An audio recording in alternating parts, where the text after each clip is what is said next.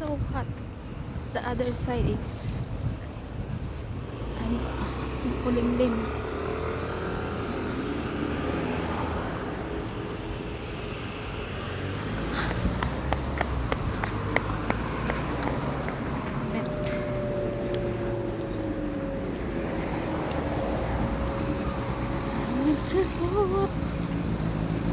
Tambay muna tayo guys dyan sa taas.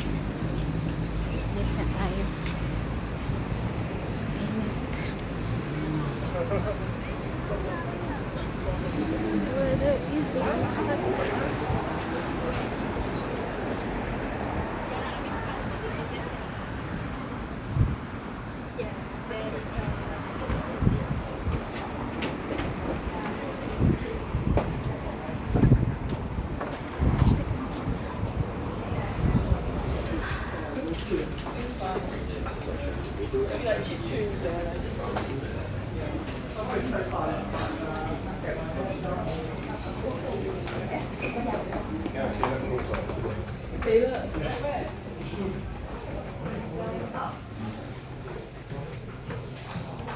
Doors closing.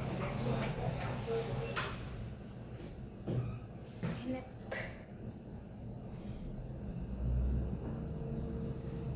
Second floor. Doors opening.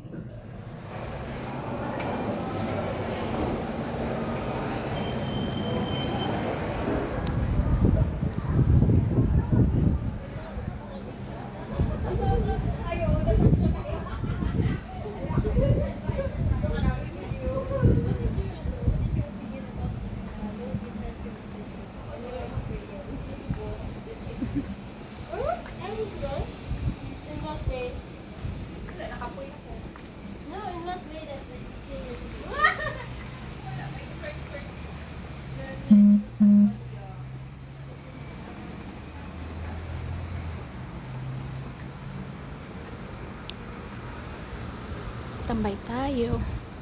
Tambay muna tayo dito. Saka na tayo uwi pag madilim na, di ba?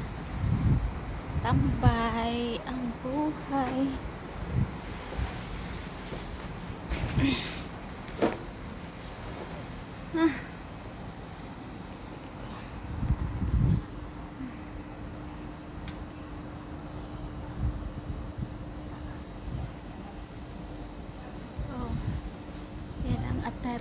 birthday. Naka-short tayo ngayon.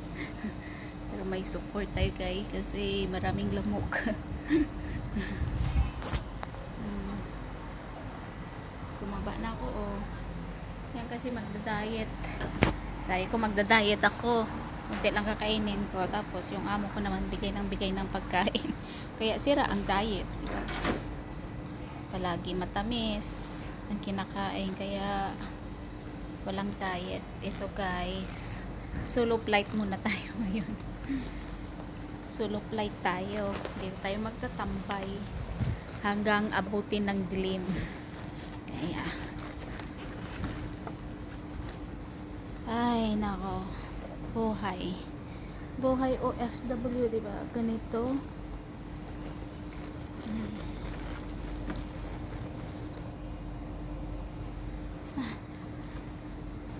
May naghanap ako ng stand ko pa. May isi-share po ako. May share ako. Yung sa story ko, yung iba makakuha ng leksyon. Yung kagaya sa sa katulad ng buhay pag-ibig daw. Buhay pag-ibig daw ang pag-uusapan natin dito. Kasi parang hindi ako swerte sa pag-ibig. Hindi ako swerte sa pag-ibig. Nako, Diyos ko. Okay lang kahit hindi tayo swerte sa pag-ibig, basta importante may trabaho, di ba? Yun lang naman ang mahalaga, may trabaho tayo para hindi tayo magutom. Ang importante, lagay ko nga sa tong phone ko ba. Ang importante guys, may trabaho tayo, hindi tayo nawala ng trabaho. Kahit na malas man tayo sa buhay pag-ibig, pero sa trabaho okay lang. Hindi naman lahat ng lalaki pare-pareho eh. Mostly kasi manluloko o sinungaling. Ganyan, diba? Kasi sinungaling kasi ang lalaki, hindi minsan mapagkatiwalaan, di ba? Katulad ko, naloko na ako sa pag-ibig. Yung una, kukunin yung loob mo talaga hanggang sa mapaibig ka. Tapos yung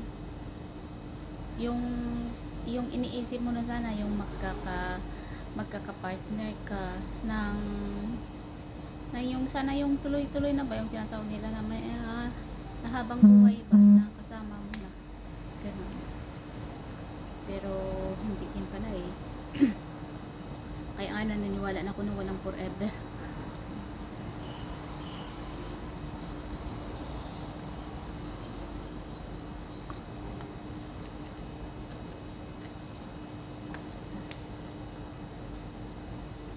Kasi palagi na tayong bigo sa pag-ibig. Bigo sa pag-ibig pa.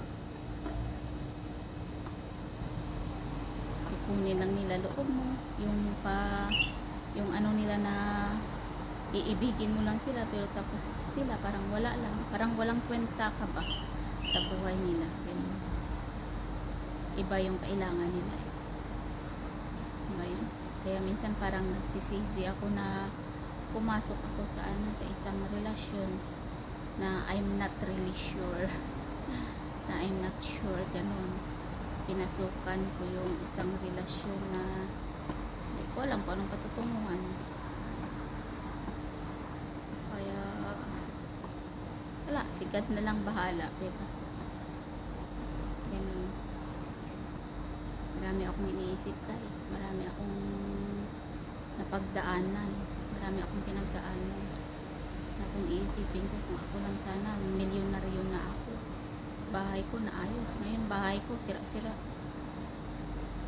walang kasi naghanap ka lang naman ng partner, yung partner lang na ang nagiging partner mo naman yung parang walang paki sa'yo ba, yung parang hindi mo alam kung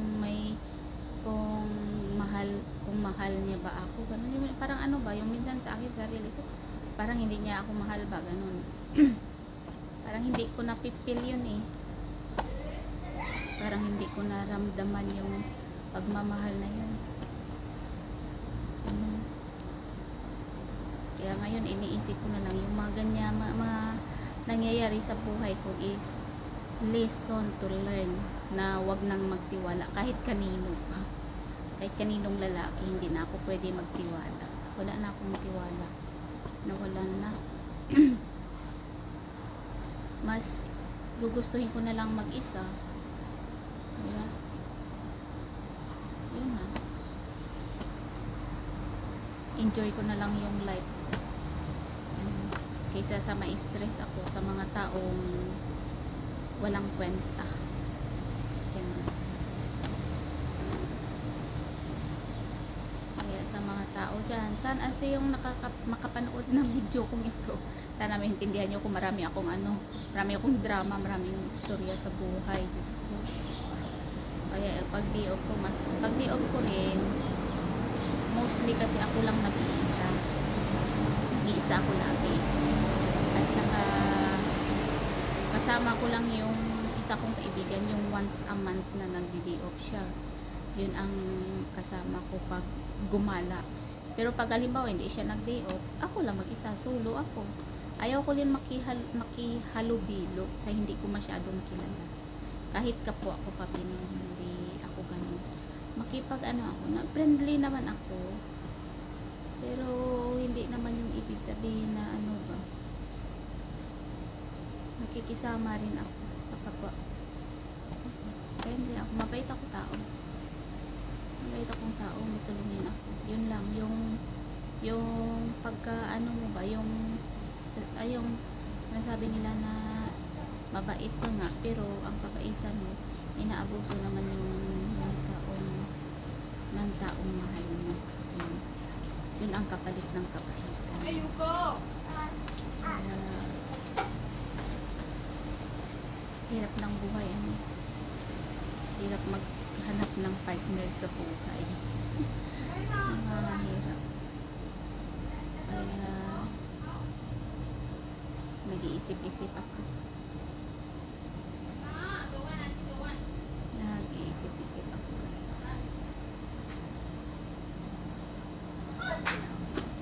I just love myself now. I love myself first. Saka na, diba? Mahalin ko muna yung sarili ko. Bigyan ko muna ng halaga yung sarili ko, diba? Isa sa ibang tao na parang lang ba, yung parang wala ka lang ba.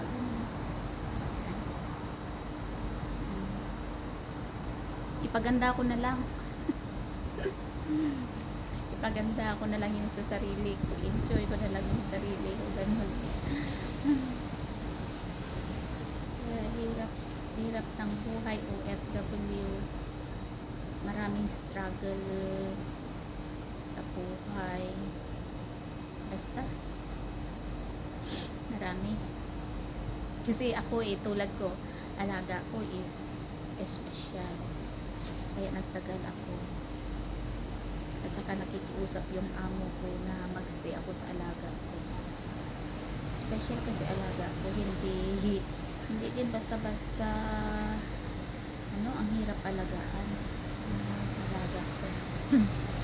Pero mabait naman siya.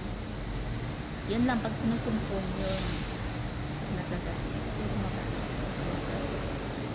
Malambing yun, tsaka mapagmahal kahit ganun na yun. Ay, pahinga tayo guys dito.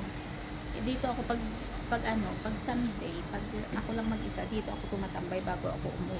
Dito lang ako maghapon hanggang sa magdilim na. Kasi malapit lang, pundo ko, andyan lang yung pundo ko. Saan ba yun? Makikita ba? Yung pundo. Hindi siya makita kasi andyan lang siya. Andyan lang, natakpan kasi natakpan ng kahoy, andyan lang yung pundo ko. Kaya malapit lang ang pundo ko dito. At dito na, tambay-tambay, ganun ang buhay ng OFW. Tipid-tipid din. Minsan makakain lang ng tanghalian, minsan hapunan, wala na. Magagatas na lang sa akin. Ay, Grabe ang init ngayon dito guys, as in, ang init.